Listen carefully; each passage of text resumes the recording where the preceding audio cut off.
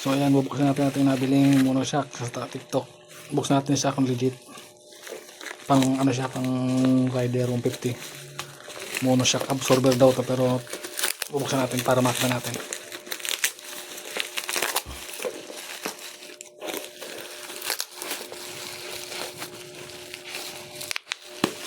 Ayan.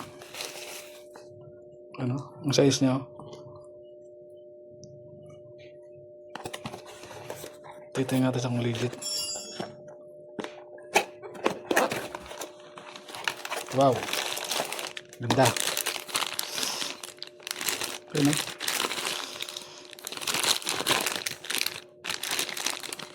Legit siya, legit.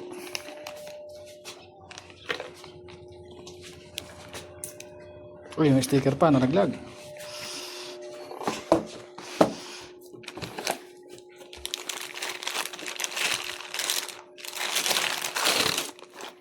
Wow. Mayroon siyang ano, absorber. Ano, sa gitna. Monoshock 280 mm. Ano, sa TikTok ko lang siya nabili. Mura. Kakabit na natin siya. Kakabit natin siya sa DL150 Rusi. Let's go!